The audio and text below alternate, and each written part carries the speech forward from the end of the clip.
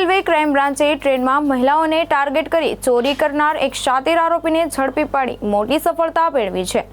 પોલીસે આરોપી પાસેથી 145 ગ્રામ સોનું સહિત કુલ 21 લાખથી વધુનો મુદ્દામાલ કબજે કર્યો છે।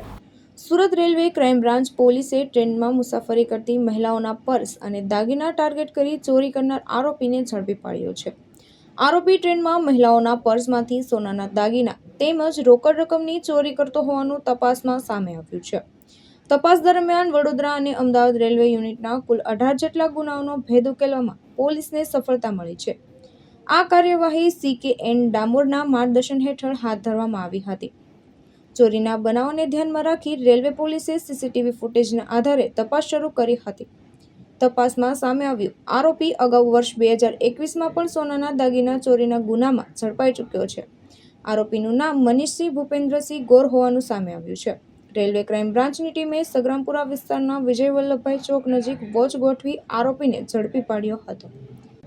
પોલીસે આરોપી પાસેથી સોનાની બંગડી, કાનની કડી, બુટ્ટી, ડાયમંડ, વીંટી સહિત કુલ 145 ગ્રામ સોનું તેમજ રોકડ રકમ અને મોબાઈલ ફોન મળી કુલ 21,66,930 રૂપિયાનો મુદ્દામાલ કબજે કર્યો છે।